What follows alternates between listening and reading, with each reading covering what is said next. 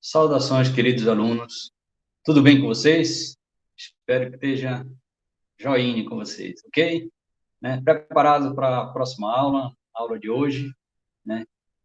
A aula de hoje vai tratar de introdução à programação linear, que é uma das principais técnicas da pesquisa operacional, que a gente vai focar bem na nossa disciplina, ok?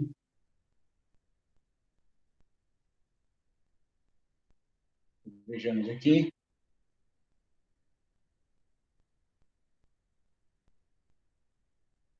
Só um minutinho.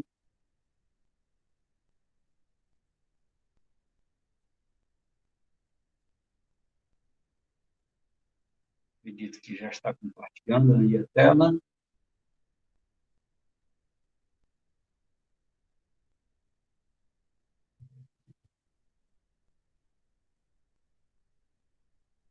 Ok. Então, hoje é uma introdução à programação linear, certo? E teremos uma introdução, exemplos que são didáticos, aplicações reais de programação linear e um momento aí para a gente bater um papo no final da aula, ok? Introdução, né? O que é programação linear? Na verdade, inicialmente, programação linear, a gente deve entender que ela pertence a uma classe de técnicas de pesquisa operacional que que busca otimizar uma função, certo? Que a gente chama de função objetivo, tá? Sujeita a certas restrições, tá? Então, uma classe geral de problema de pesquisa operacional é otimizar uma função, que chamamos de função objetivo, sujeita a certas restrições, né? Essa função que a gente busca otimizar, a gente chama de função objetivo, e otimizar, quando eu digo otimizar, ou é maximizar essa função ou minimizar. Por exemplo, maximizar lucro ou minimizar custo. E essa função ela pode ser função de duas ou mais variáveis. Sujeita a certas restrições, também depende de duas ou mais variáveis. Qual é a principal característica da programação linear? É que tanto a função objetivo que a gente quer otimizar, quanto as restrições, elas podem ser expressas por expressões lineares, certo? Então, a gente vai verificar depois aí nos nossos exemplos que a gente vai representar nossas funções, objetivo e restrições, por expressões lineares. E, por isso, métodos numéricos simples e eficientes podem ser obtidos, podem ser utilizados para resolver tais problemas. Então, esse primeiro exemplo. O exemplo da fábrica 1. Nesse problema, a gente tem o seguinte: uma pequena indústria produz dois artigos, A1 e A2, e eles são vendidos a 200 unidades monetárias e 300 unidades monetárias, respectivamente. Okay? Ou seja, artigo A1 ela é vendido por R$ 200, por exemplo. Artigo 2, R$ 300. Na sua produção, são utilizados três tipos de matéria-prima: P1, P2 e P3, e são gastos da seguinte forma. Da seguinte forma: duas unidades de P1, eu uso duas unidades da matéria-prima P1 para poder fabricar uma unidade do artigo A1. Eu uso 4 unidades de P2 para fabricar uma unidade de A1. Okay? Então, para fabricar o artigo 1, eu preciso da matéria-prima P1 de 2 unidades e preciso da matéria P2 de 4 unidades. Analogamente, a gente precisa uma unidade de artigo P1 para poder fabricar uma unidade de A2 e uma unidade de P3 para fabricar uma unidade de A2. Ok? Por razões econômicas, as matérias-primas P1, P2 e P3 estão disponíveis no máximo em 20, 32 e 10 unidades. Então, a gente já imagina aí uma certa limitação, né? A gente não tem, de maneira indiscriminada e ilimitada, a disponibilidade de matéria-prima P1, P2 e P3. Mas sim, no máximo, 20 para P1, 32 unidades para P2 e 10 para P3. O dono da empresa deseja saber as quantidades dos produtos A1 e A2 que devem ser produzidos para que a receita bruta seja a maior possível. ok? Então, este é o contexto, né? É o nosso problema. A gente abstraiu, foi na realidade e abstraiu esta realidade, né? Esse problema. Então, a questão é a seguinte: apresente um modelo matemático para representar esta realidade e diga que tipo de modelo a representa, ok? Então, veja, aqui nós temos o problema, tá? E o que a questão nos pede é apenas que a gente represente essa realidade, esse problema real, através de um modelo matemático, tá? Eu não estou interessado, nesse primeiro momento, em resolver o problema. Ou seja, como diz aqui, o dono da empresa deseja saber as quantidades de produtos A1 a 2 que deve ser produzido para a receita bruta ser a maior possível. Eu não quero ainda determinar essas quantidades, quero apenas modelar. Okay? Eu não quero resolver o problema, resolver o problema é aquela terceira etapa da fase de um estudo de pesquisa profissional, lembra? Primeiro, definir o problema. Segundo, modelar a realidade, o problema. Terceiro, resolver o problema. Não queremos ainda resolver, queremos apenas modelar. Essa primeira etapa, a gente já definiu o problema, que é esse problema aqui descrito, e agora a gente vai modelar o problema, ok? Então, vamos verificar o seguinte, o que a gente precisa fazer inicialmente para modelar isso aqui? Tá? A gente precisa observar quais as quantidades, quais as variáveis de decisão que a gente chama. O que são as variáveis de decisão? São variáveis que a gente quer determinar, né? Então, nesse problema, o que a gente quer determinar? A gente percebe que o dono da empresa deseja saber as quantidades dos produtos A1 e A2 que devem ser produzidas. Então, por aqui a gente já observa, né? O que a gente quer determinar? As quantidades dos produtos A1 e A2, tá certo? É o que a gente deseja determinar, é o que a gente desconhece, são as nossas incógnitas ou variáveis. Então, o primeiro passo para a gente trabalhar, fazer a modelagem, é definir as variáveis de decisão.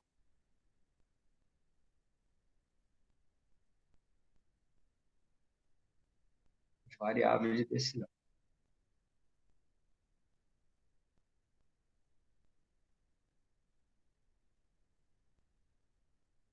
Só um minutinho. Adquirir prática aqui na mesa. Variáveis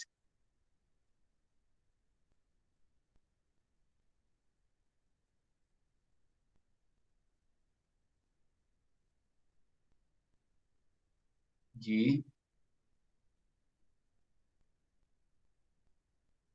decisão.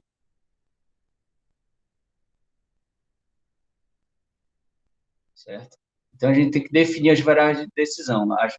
São as variáveis ou incógnitas que a gente precisa determinar, que a gente busca encontrar. Então, a gente deseja verificar as quantidades.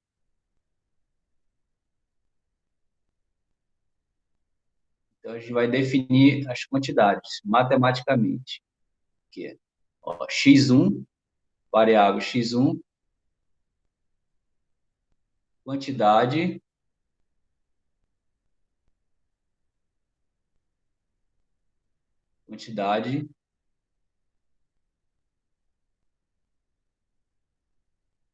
do artigo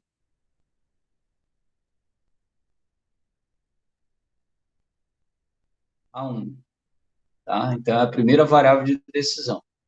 A segunda variável de decisão, x2, quantidade do artigo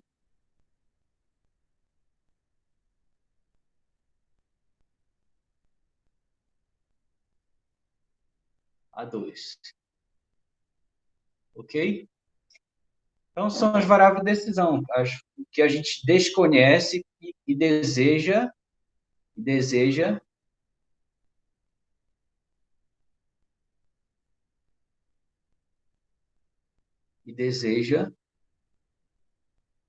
determinar, ó, quantidades dos produtos, A1 e A2, certo?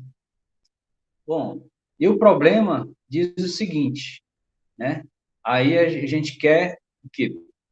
Que a receita bruta seja a maior possível, tá?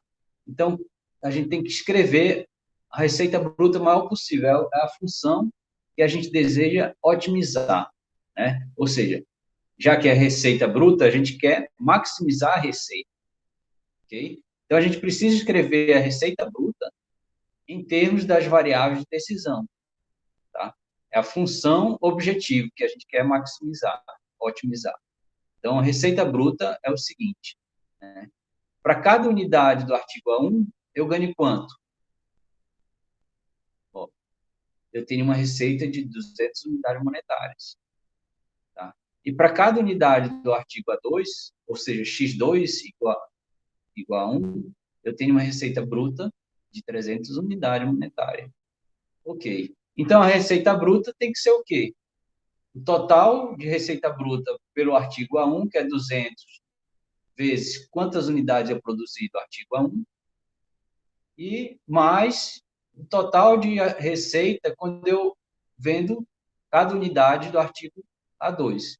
Ou seja, 300 unidades vezes X2. Não é isso? Se o X2 é igual a 1, eu ganho 300 unidades. Se X2 é igual a 2, eu ganho 2 vezes 300, R$ 600. Entendem? Então, vejamos aqui como ficaria a função objetiva.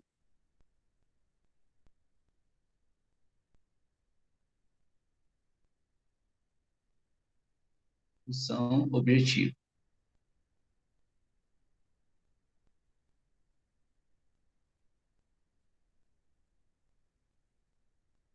Função objetiva.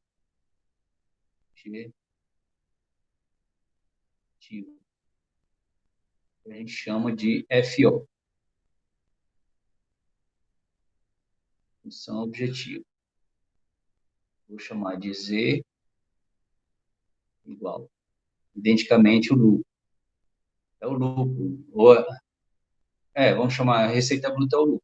Então, para cada unidade do artigo A1, X1, eu ganho quanto? Eu tenho R$ 200. R$ 200. Então, eu tenho 200 vezes X1. Se eu vendo uma unidade, eu ganho 200. Se eu vendo duas unidades, 2 vezes 200, R$ 400. Se são 3 unidades, 3 vezes 200, R$ 600, que eu ganho com o artigo A1. Da mesma forma, eu ganho com o artigo A2. Mas aí eu pego a receita do artigo A1 mais a receita do artigo A2. Né? Eu ganho quanto com A2? 300 unidades. Então, fica mais o total da receita para cada unidade do artigo 2. Se eu vendo uma unidade do artigo 2, eu ganho 300. Duas unidades, 2 vezes 300, 600. E assim por diante. Se eu somo as duas receitas para cada artigo, eu tenho a receita total.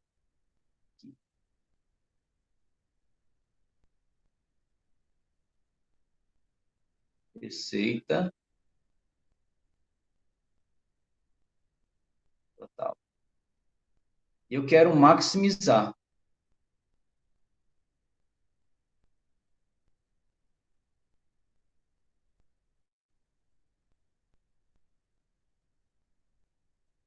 Maximizar essa função.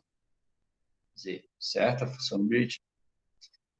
Bom, só que a gente não pode maximizar, né, o lucro de forma ilimitada, né, sem pensar que existem certas restrições, porque cada artigo é produzida utilizando matérias-primas, P1, P2 e P3, tá certo?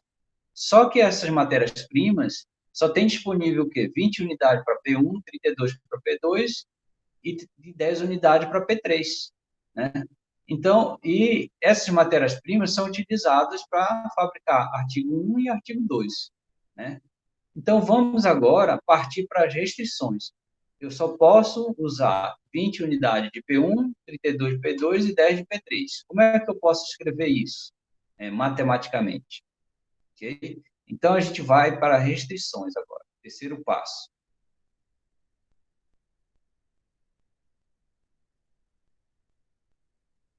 Que foi um primeiro passo, aqui aliás, um primeiro aqui, um segundo aqui, um terceiro.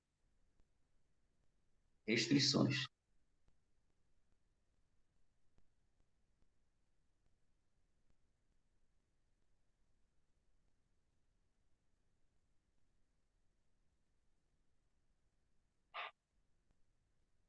Então, restrições. P1. Eu tenho que P1, a matéria-prima 1.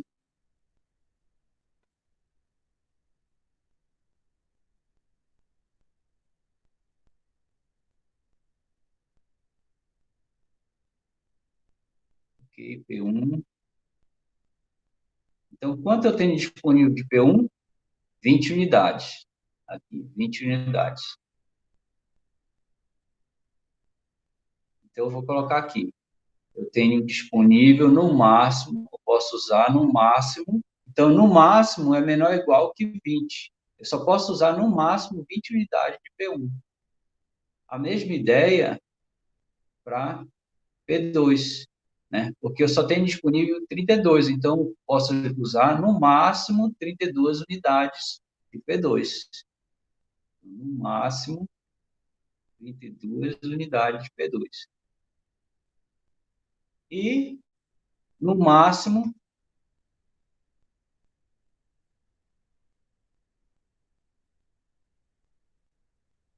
10 unidades de P3.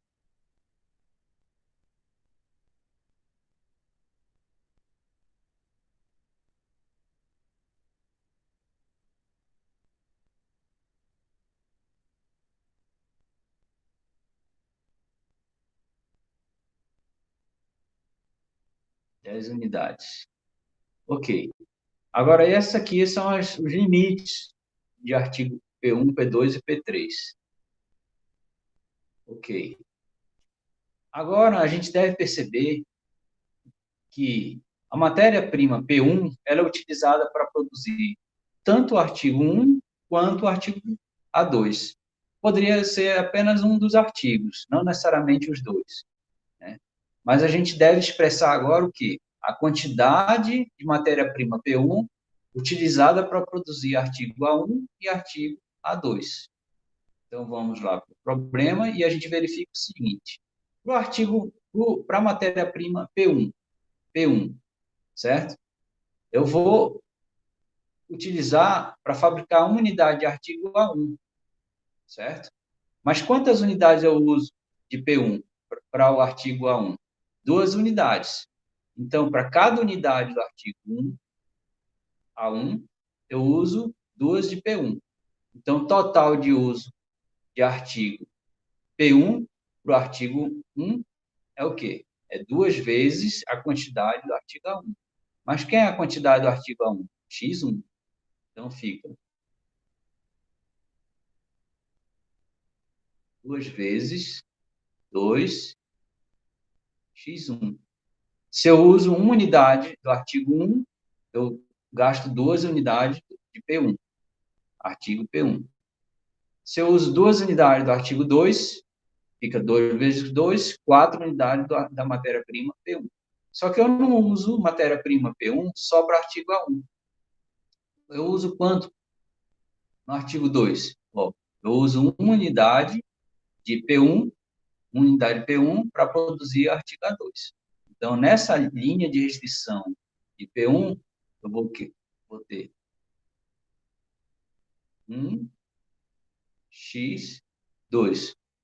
Se eu produzo uma unidade de artigo 2, eu gasto uma unidade da matéria-prima P1. Se eu produzo dois artigos, 2 unidades do artigo A2, fica 2 vezes 1, 2 unidades da matéria-prima P1. Total de uso da matéria-prima P1, quantidade usada de P1 produzindo as quantidades X1 do artigo 1, mais total usado de P1 quando eu produzo X2 unidades de P1.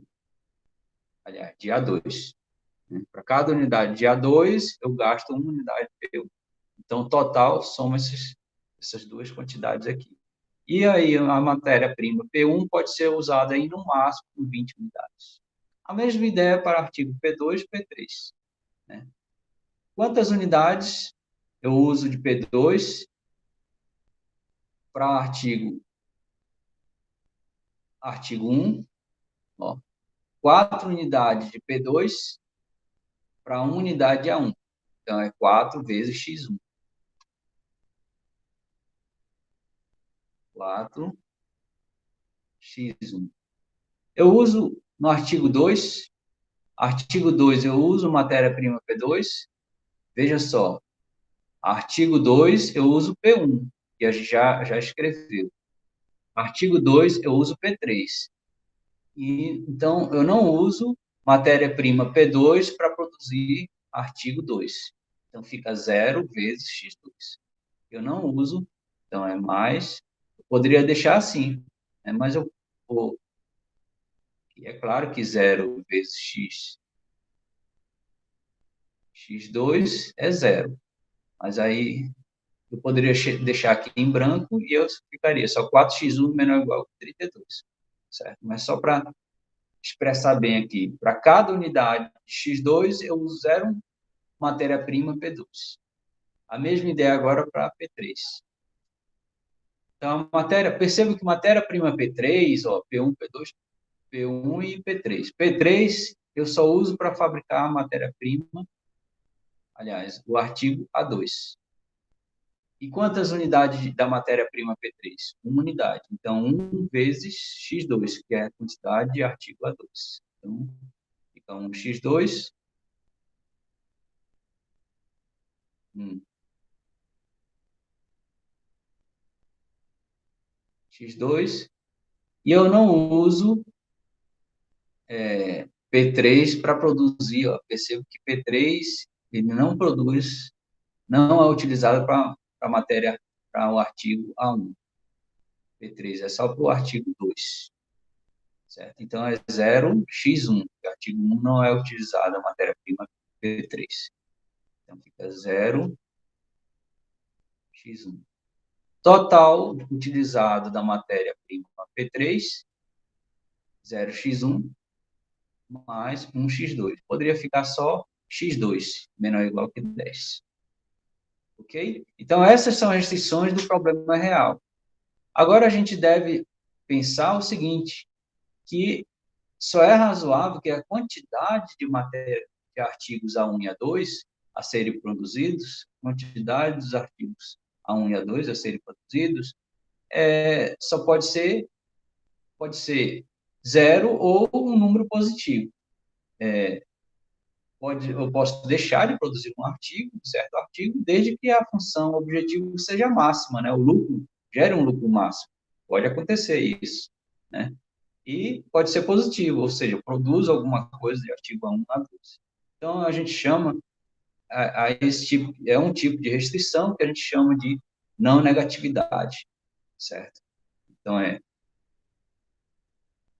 x1 maior ou igual a 0, x2 maior ou igual que 0. E a gente chama de não negatividade. Restrição de não negatividade.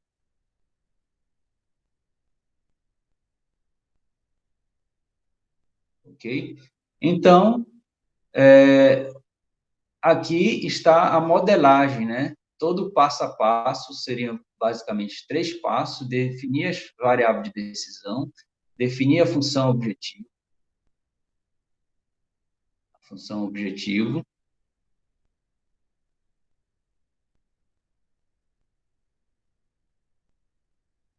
e as restrições. Então, aqui, a gente pode agora resumir, certo? Resumindo,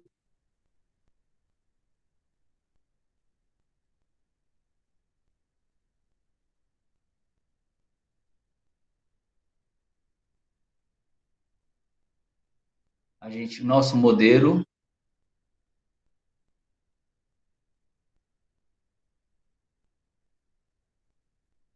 matemático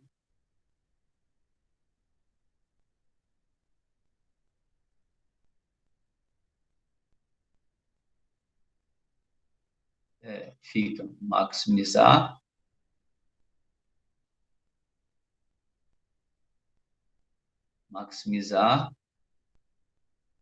uma função objetivo, que é o quê? 200x1 mais 300x2, 200x1 mais 300x2, sujeito às restrições. Então, vejamos.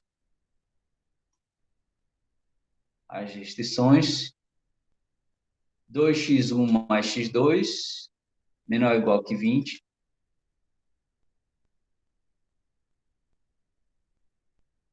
2x1 mais x2,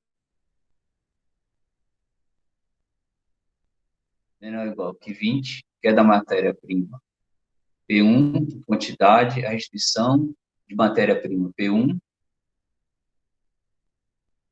né? Ó, 2x1 mais x2 menor ou igual que 20, 4x1 menor ou igual que 32,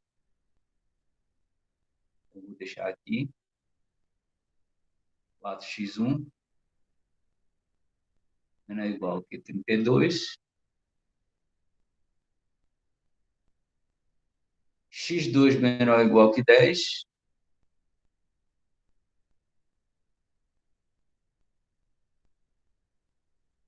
aqui é a restrição matéria-prima P2, matéria-prima P3 e x1,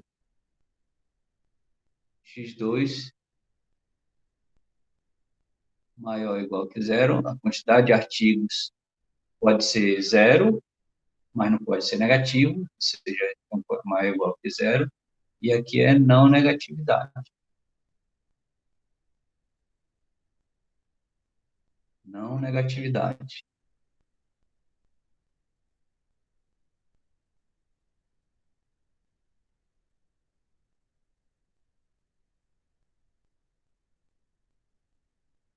Certo? Então, aqui o modelo matemático é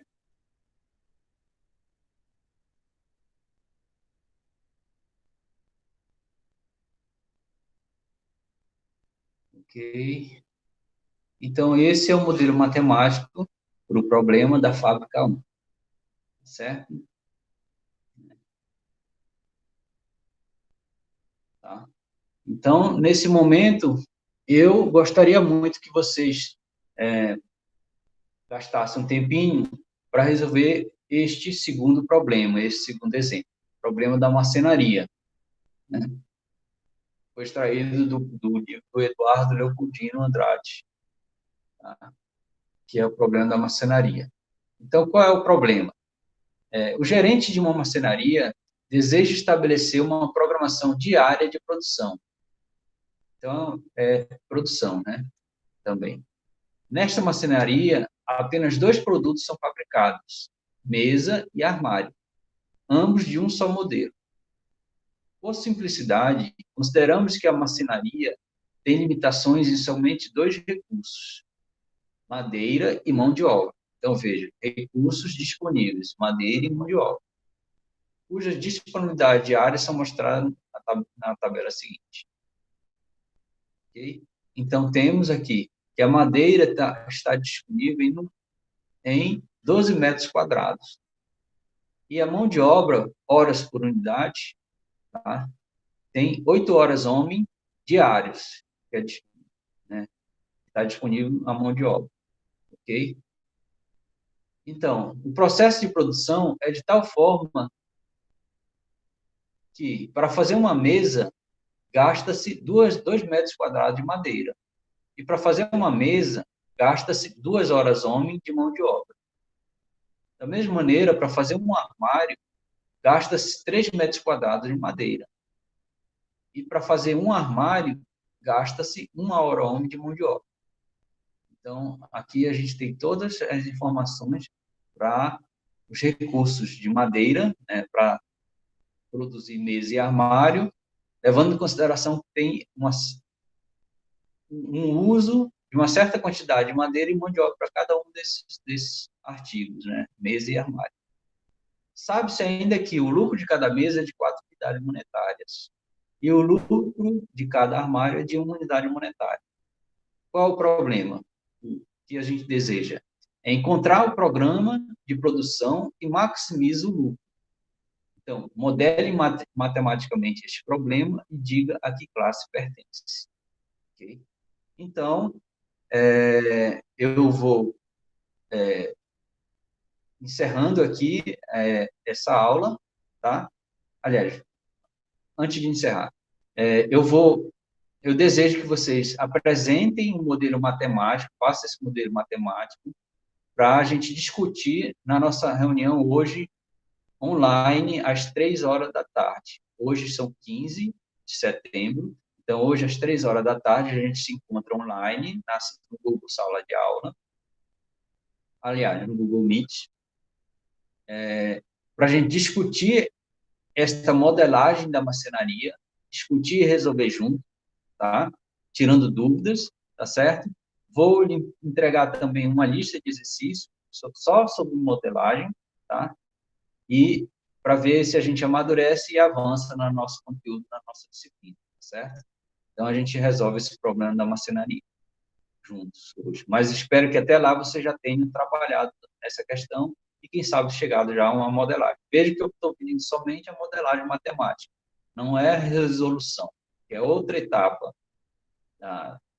de um estudo de pesquisa operacional.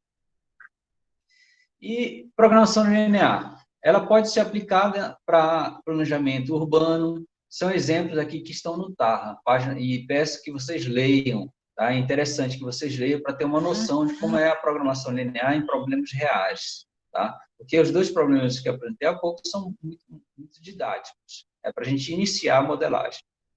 Pode ser para arbitragem de moedas, também está no Tarra, para investimento, análise de investimento, planejamento de produção e controle de estoque, né?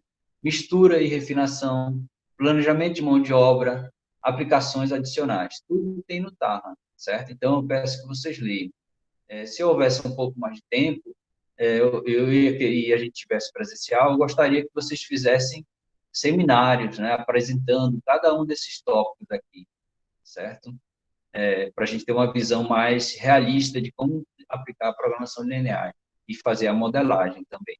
Modelagem é uma parte que eu acredito uma das mais difíceis, a parte do estudo teórico. Tá? Então, eu estou providenciando aqui uma lista de exercícios para vocês, vou deixar disponível no Google Classroom, e vocês vão ter uma semana, mais ou menos, aí para resolver, entregar valendo nota, tá certo? Então, obrigado pela atenção e até a próxima.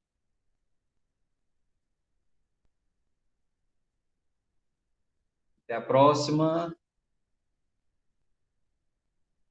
Bons estudos. Estude bastante e com prazer, ok? Um abraço.